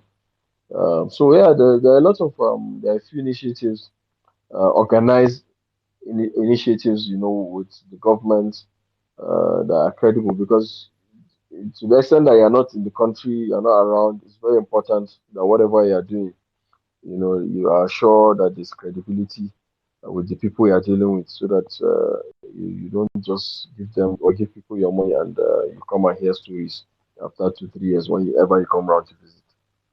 So I advise you check their website, the Nigerian Diaspora Commission. I advise you check their website for that information. Yeah, thank you so much, Malik, for that. I mean, so I'm aware of most of what you talked about, but I've checked these websites severally, and it seems that all these are still just constant discussions. Nothing is really happening yet. So that's why I'm curious if there's something else that's really already happening, or they're all kind of at the same stage of planning, so to speak. So I know for the FHA, because of the size, right, it's so huge, it's a big project. It requires a lot of funding, and that is the stage where we're discussing at. I cannot say a lot here. I don't have authorization, but I know that they are working on it, and that something will come out of FHA very soon. For the Nigerian Diaspora Commission, we've been to the fair, we've spoken to them, but government works. It's very slow. They don't seem to have the same urgency that the private sector has and the people have. So, and I know also some developers, Brazen Hammers, I know have gone to meet Nigerian diaspora, actually gone to the UK, to the US to attend your annual events and to talk to you guys directly over there.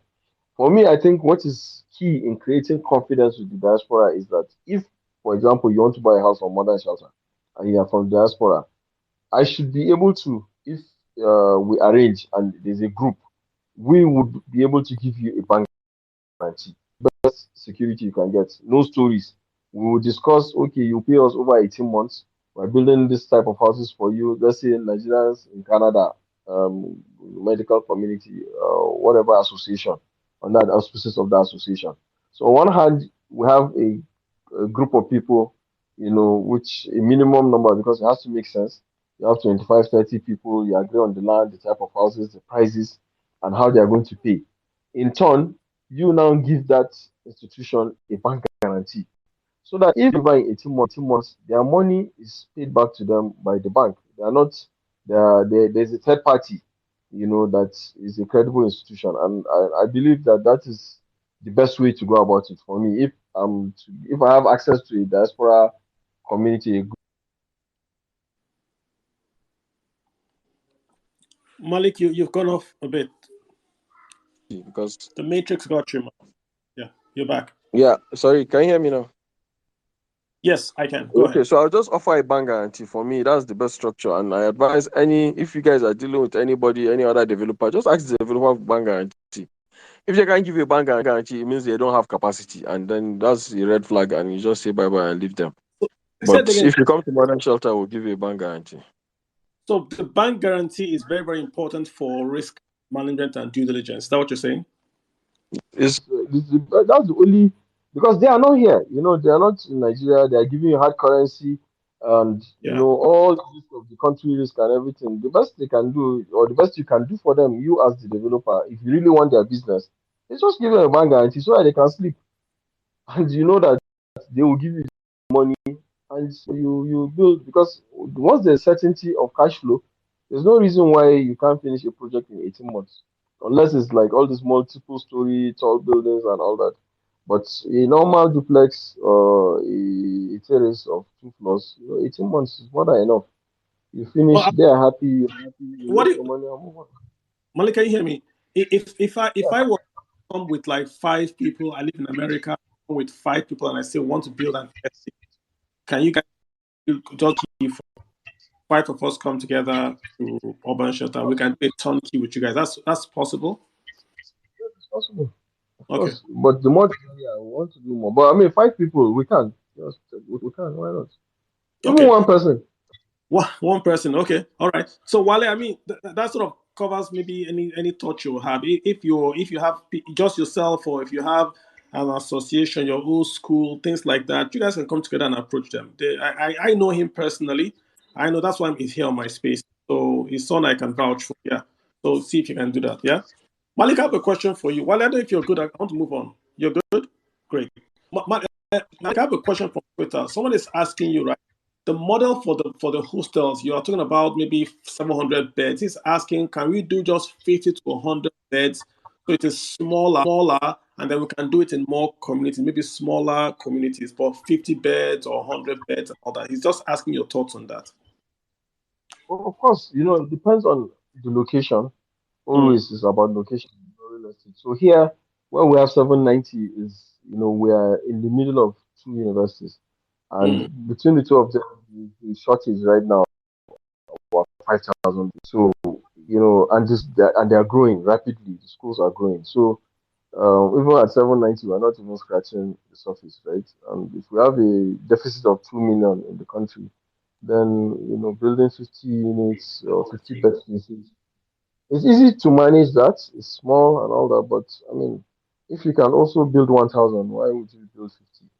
like But depends on the location. I know people, most of the players in Abuja here, they have those small ones, 50, 30, even 10.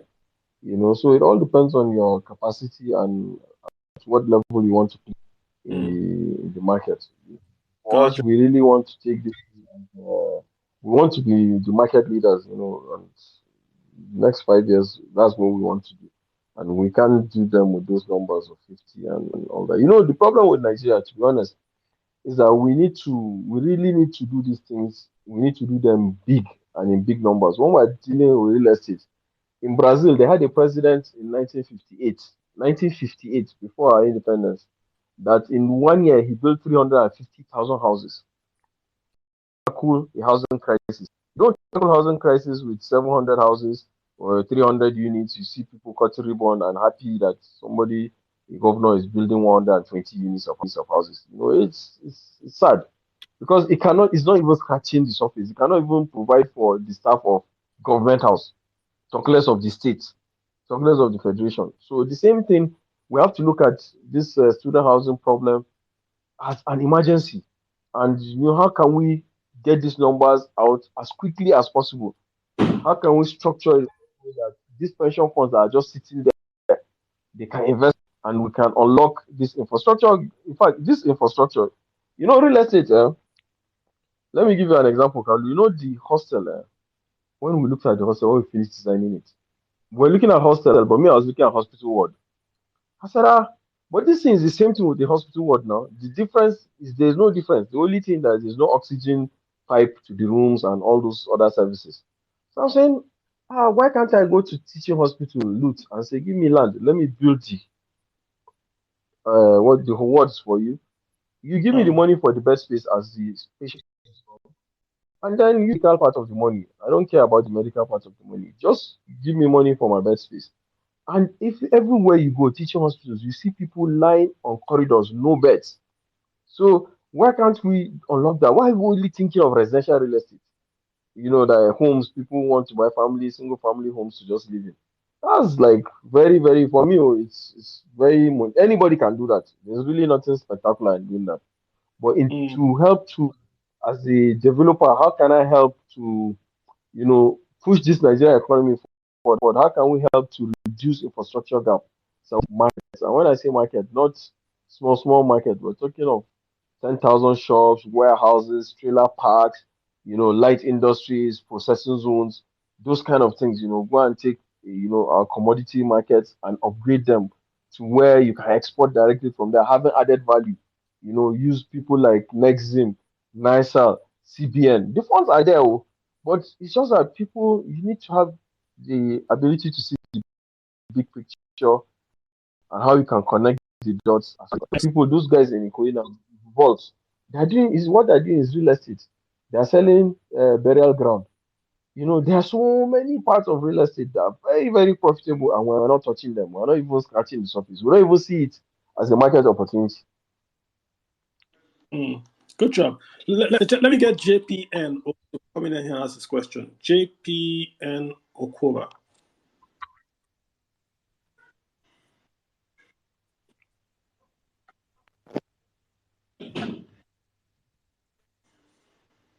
You've got the floor, sir.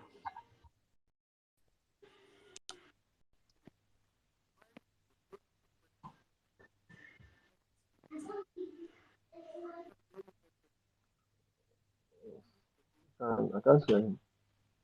I can't hear him, so let me just take him off. Let me get Andrew. Andrew, hi, go ahead.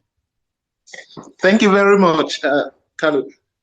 Kindly, please, did I hear you right when you said PENCOM now has enabling law to invest its money in the real estate, and No. that as individuals we can have we can have part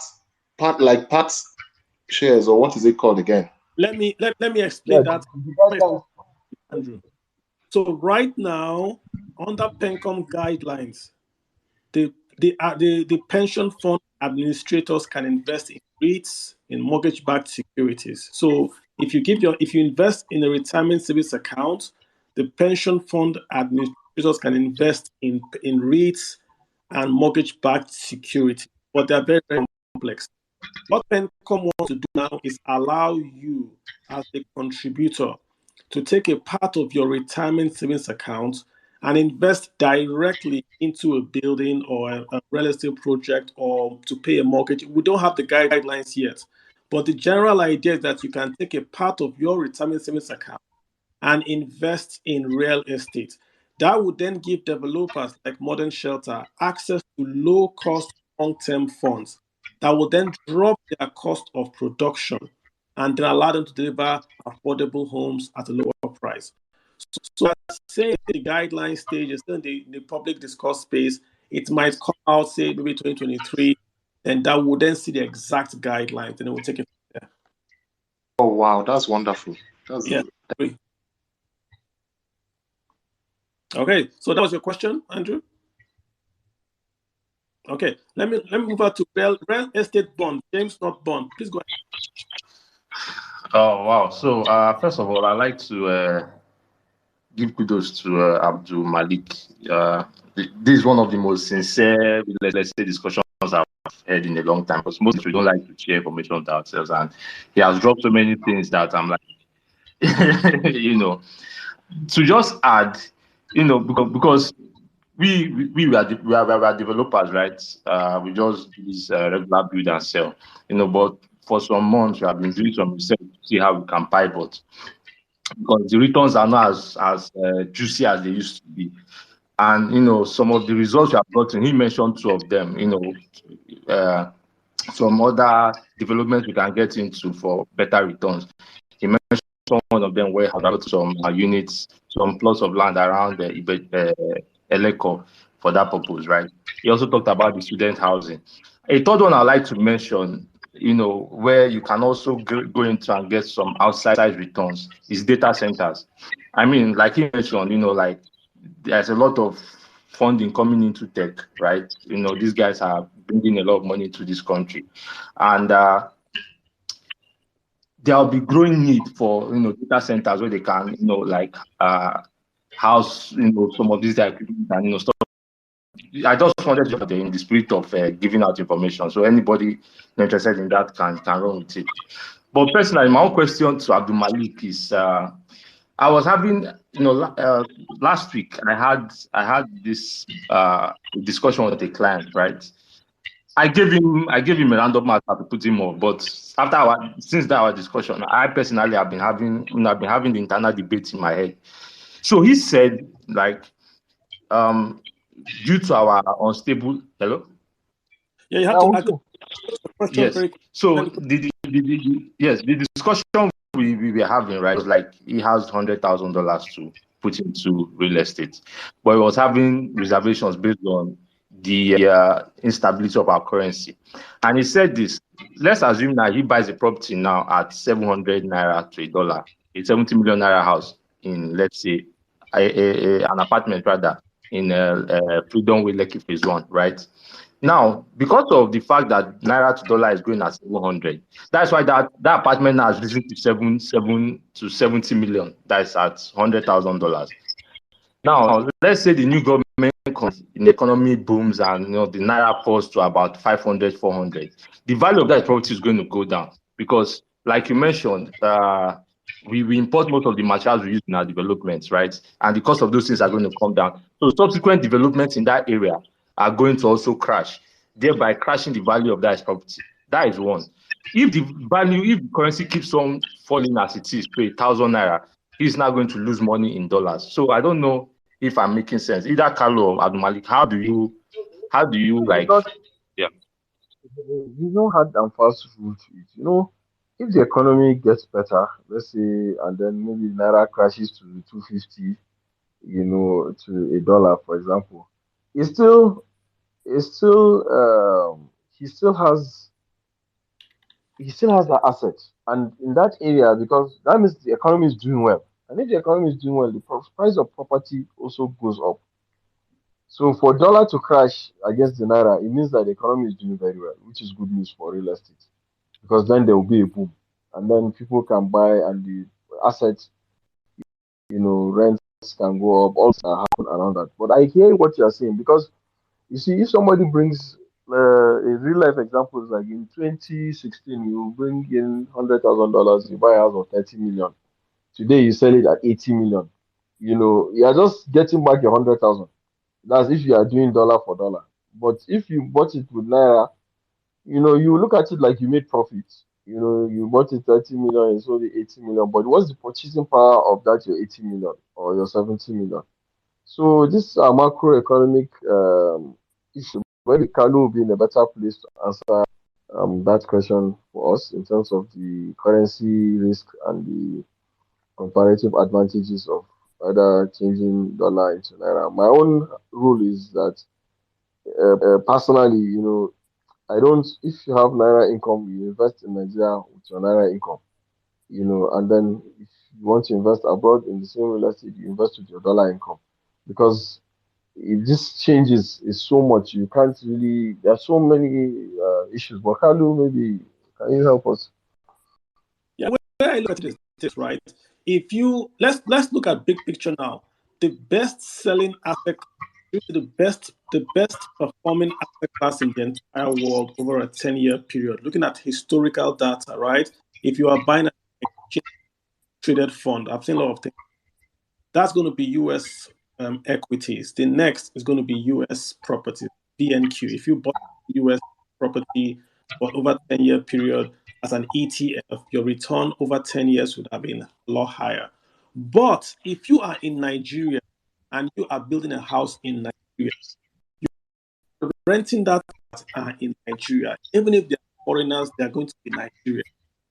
If you build with Naira, that means you take Naira at a cost and you convert the currency into asset real estate. So it becomes an asset in real estate. The question for you is that the returns you are getting from that asset, is it a real return? Which means, does it beat inflation? That's for you. Nigeria, Naira inflation, Naira spending. It doesn't matter if your money came from London, but the returns you are making, it doesn't beat Nigerian inflation. If it does not, then you can say, okay, it's not giving you a real income. It's giving you income, but not real. If you bring in dollars, so you are in carry trade, you are bringing in dollars from America at say 2-3% to Nigeria, you convert it to Naira and you then invest in property. If you are selling that property, you can easily buy FX forward from the Central Bank of Nigeria and take your dollars out. So you are in with dollars, you sell in Naira, you take your Naira and you buy back your dollar FX forward and you exit Nigeria. So totally different. But once you are in Nigeria and you are collecting rent in Nigeria, you are now exposed to the systematic risk of Nigeria, which includes inflation. So, like I said at the very, very beginning, if you are buying and selling, it's a different proposition if you are renting. Once you are renting and collecting Naira, then you are in the systematic risk. If you are renting and collecting dollars, then you are not in Nigeria, you are in America. So you have to compare that dollar return ROI, the rental yield, dollar rental yield in America. Hence, you make money. So the question is, can you collect dollars in Nigeria? If the answer is yes, more power to you. If the answer is no, then you can't do anything about it. You can't diversify away that Nigerian risk. Does that make sense, sir? Yeah, it does. It does. Yeah. Okay, excellent. Thank you. That's a great question. Thank you so much. Well, we're going to shut down. Malik, I've kept you here for about close to 2 hours. I promise you. Thank you for your time. I do appreciate it. So I'm just going to take the call just to shut down pretty quick. I've got Esiga Chikwadom. Hi, how you doing? Go ahead, sir. Okay, good evening, everyone. Good evening. I don't not much contribution. I just want to address something the last speaker said about data warehousing for tech homes or tech hubs. Okay, currently I work with a telecommunication company and we have established a tier 4 data center for storage and for hosting and other services. And it's a wonderful business if anybody wants to venture into it. It's lucrative, although that Nigeria don't understand data yet. But for those in tech, if you want to go into any venture in technology, data warehousing is a place one should look at. Thank you very much. Thank you so much. Yeah, good point. Good point. Let me also, I've got, I am Eriolua. Hi, how you doing? Go ahead, sir. Good evening, Mr. Karim, much for always bringing out these beautiful spaces. And thank you, Mr. Abdul. Let me just call you Abdul. Good evening. Thank you so much for the great work you've done. I just quickly wanted to add to what you just said with regards to the price and the value of the asset. Nigeria is one of the best places. Many may not believe and they may not accept, but it's okay. Lagos, Abuja, Port Harcourt is one of the best places anybody can invest in Africa. I'm in South Africa, and according to the recent research by Goldman Sachs, the value will consistently go up, especially in the next 20 years. So, if we get the election right next year, the probability of the value of your asset in Abuja getting like 20-30% increase within that 1 year is so possible. So don't focus that the Naira is falling right now. Focus that the price of your asset is different from the value that will keep going up. So your focus is make sure you buy at the right place in Abuja. Make sure you buy with the right person so that the security of what you have spent is certain. Then on that certainty, build a beautiful portfolio and make sure you know exactly what you are doing. You are going to get your return. There are guys who are doing it in Abuja. There are guys who are doing it in Port Harcourt. There are guys who are doing it in PH. Any of these 3 places in Nigeria, you are guaranteed that you will never lose your money. Whether you are doing with dollars, whether you are doing with Naira, whether you are doing it with pounds, whether you are doing it with whatever it is, even with dirham. The truth of the matter, I know some guys, including myself, we invested in some property in Lekki last year. And I can assure you now that Yes, the naira has fallen, but I mean 30% increase.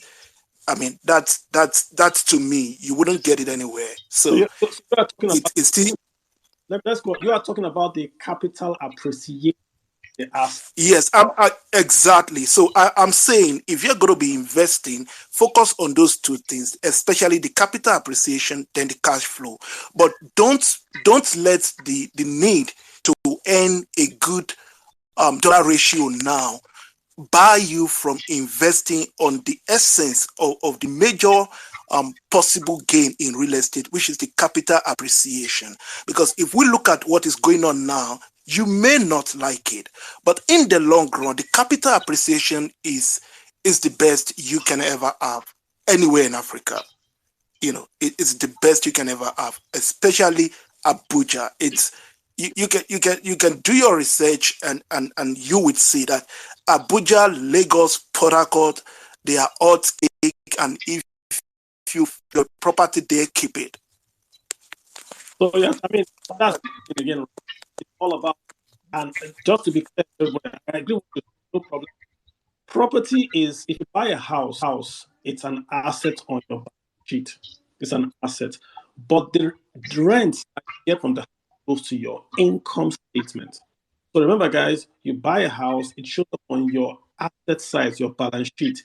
If you don't use any borrowed funds to buy that home, then that home is not, and every year your net worth increases because your assets, your house property is increasing. If you go to a bank, they say, how much are you worth? You say, I'm worth $1 million or $1 billion because of the assets on your balance sheet. The problem in Nigeria is this: that asset on our balance sheet, it does not have our income statement. In America, for instance, it is possible to walk into a bank and say, I have this home. I don't want to sell it, but I want to take equity on that home. They would run their calculations, pull your credit score, pull the value of that home, and tell you your home is worth $100,000. We can offer you a loan of $100,000 for 25 years, about 3-4%. So imagine you have $100,000 off the home value, cash from your asset size that goes to your income side. You can do anything you want with that cash. You can pay down your debt. You can go to Nigeria and build new housing complexes and sell. This is one reason why, if you look at America, the black, quote unquote, the black American, that demographic is not as rich as the white demographic. The white folks own more homes. So they have homes on their balance sheet and can draw equity from their balance sheet to their income side. In Nigeria, we have a lot of people that have homes on their balance sheet, but there is no income on their income statement. Drive through Ikeja GRA, drive to Ogodo GRA, even drive to Ikoyi. I own this home, I own this home, but you don't have 100,000 naira or $100,000 cash in your pocket. This is one thing is again we have to change. Home ownership gives wealth in America because they are able to monetize the home. Simply owning a home of itself that appreciates 100% does nothing for you. A landlord in Surrey has a home that is worth 50 million, but he can't pay for gas that is 200 naira to fill it. He can't sell one room now. He has to sell the whole house. And once you sell that house, you've gone from asset to cash. And cash in Nigeria depreciates by 20% annum as we're looking at the rates for 22. Sorry, guys, that was an off tangent. I just want to put that in there for everyone just to understand the finance side of it. Yeah. All right, I've got Ali Kuti. Hi, Mr. Kalu, can I please jump in for a minute? Sure, go for it. Please. Oh, thank you so much. What you're saying, exact same thing operates here in South Africa. And it's what people like myself and a whole lot of people are tapping into. And I so appreciate you emphasizing on the importance of cash flow. And I think that's one of the reasons why many people in Nigeria are struggling and they are land. So you saying that, I really hope they take advantage of it and make sure that, you know what, yes, what operates in America and South Africa and in a few places is not operating in Nigeria, but you can turn it around yourself, leveraging on cooperative society, leveraging on, you know, the Ajo or whatever it is that you can leverage on to make sure that, you know what, you build that real estate portfolio for the sole purpose of renting it out to make money, so that as you make money monthly or yearly or however you choose to collect your rent, you also get your capital. That way, you are not bothered. You know that, okay, you are going to get money two ways. One, your capital gain as the value increases, and the rent, you know. And if you're in America or any other places, or in South Africa or other places that he mentioned, and you're not doing any of this, you are really missing out on a big opportunity. Thank you so much, Mr. Kalu. God bless. Amen. Thank you. So, Malik, we're going to wind it down. I want to take our last, Mr. Oba Malik. Oba Malik, you've got the floor. Go ahead. I'll just wind the space down. Go ahead, sir. Okay. Good evening, everyone. Mr. Abdul Malik that spoke earlier really covered most of the basics. Okay, but I'll just try to speak to it. I'm not a player in the industry, but I'll come from experience point of view. So if anyone is looking to get into real estate, and there's a quote from Mr. Abdul Malik that says, don't wait and get into real estate, get into real estate and wait, which is valid. But of course, if you read that, you want to look at it and say, but you need money to get into real estate. There are the mortgage options. And like I mentioned, like someone was saying, could you do 2 million monthly? The mortgage laws in Nigeria would only allow you to do 1/3 of your earning to finance mortgage. So that's there. But there are many private investors that are playing in the mortgage industry, but most of their funds are not cool money. What I mean by that is they want you to buy from them, but they barely give you beyond 5 years to pay back. Most of the times 2 years, 48 months. And for me, like I said, from experience point of view, I was lucky when I was in Abuja. Someone had something like that, and it was block of flats, and it gave 4 years for repayment period. So it would expect you to do a down payment, and now 4 years. And in 4 years, I was able to pay down, and then so I can say I have the property, and like you say, redeem my balances like an asset. But again, because it is a residential thing, the calculation is that it'll take almost 20 years for me to zero what I've put in buying that property. But of course, by the time I do that, I still have the property again in my balance sheet. So that's just the contribution I wanted to do. Thank you. Thank you so much. Yeah. Abdulmalik, I mean, it's been a great pleasure having you here just talking about real estate and giving us those nuances, those little nuggets. I wondered if you want to make maybe a closing remark so we can do a proper thank you and then shut the space down. Thank you, sir. You got the floor. Thank you so much for, to all the listeners. I've actually learned a lot also, especially from the people in the diaspora. I think Nigeria has great potentials if only we can harness our numbers. We can do so much, so much. The possibilities are ever scary. We hope that we get it right in the next election. We pray for peace and prosperity in our country, because you can only progress where there's peace. Then prosperity actually follows that. I would like to thank you so much, also Kalu, for deeming me worthy of being on your space. I've been following these spaces. I've been following you also for so long, since Spaces for Change, 2010, 2009, and I've always learned a lot from you.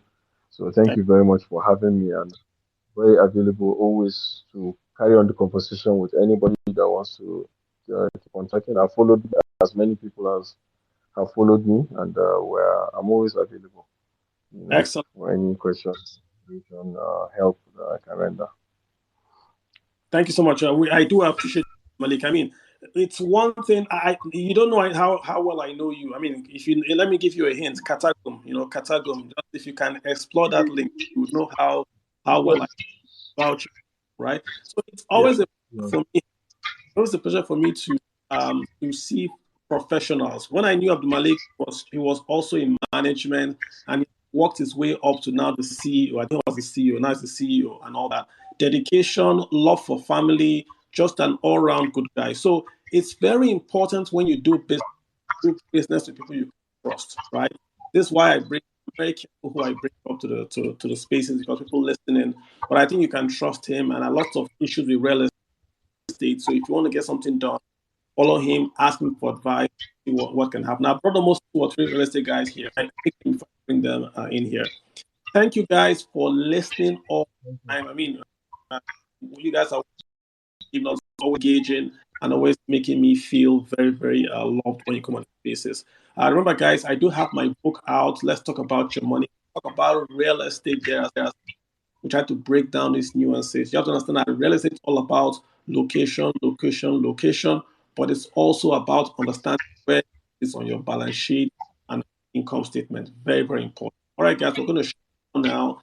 Thank you once again, and I wish everyone have a good weekend as you get your day. All right, guys, take care. Love you all.